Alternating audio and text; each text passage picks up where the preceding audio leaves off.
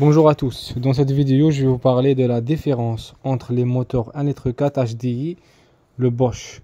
Il y en a deux différents modèles, le 8HX et le 8HZ. Ma voiture, si on voit le châssis, c'est un 8HZ. Le moteur ici que je viens de monter, c'est un 8HX.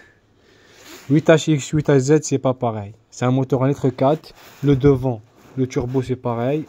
Quand on voit le moteur, on a l'impression que c'est pareil, mais c'est pas pareil, ça va pas démarrer.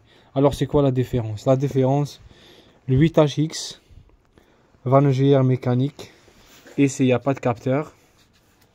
Derrière, la pompe HP c'est pas pareil. Si on regarde ici, la pompe HP, on voit pas de régulateur de pression. Le régulateur de pression il est en dessous.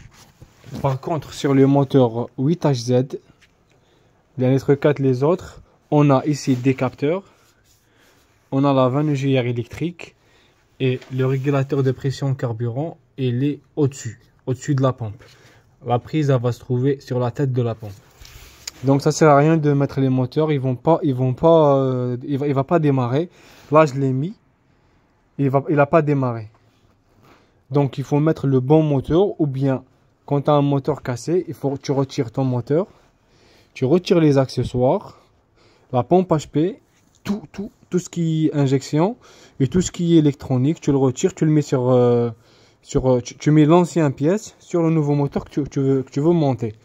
Il y a une chose que j'en suis pas sûr, le côté arbre à cam et vilebrequin, j'en suis pas sûr que c'est pareil ou pas. Parce que quand j'ai essayé de démarrer, il y avait un problème de synchronisation entre l'arbre à cam et le vilebrequin. À mon avis, la cible du vilebrequin, c'est pas pareil. Donc, de préférence, si tu veux changer, c'est un moteur qui casse. Tu veux changer un moteur, mets le bon code moteur. Si tu as un 8HX, mets un 8HX, tu le mets entier, il va démarrer. Il n'y aura pas de problème. Si tu as un 8HZ, mets de préférence un 8HZ, il va démarrer directement. Parce que même les calculateurs, c'est pas pareil. Regardez là, j'ai les deux calculateurs.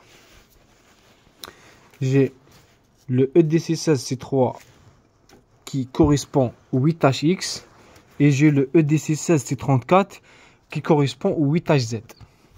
Même les calculateurs, c'est pas pareil. Donc ça sert à rien. Voilà, j'espère que ça va aider des gens pour éviter de tomber dans le piège où je suis tombé moi. Parce que moi, ma faute, c'est que j'ai acheté une voiture sans moteur. Je l'ai acheté vite, donc je savais pas quel type de moteur qui était dedans, mais j'aurais pu regarder le numéro de châssis. Voilà, donc je vous dis merci à tous, à bientôt.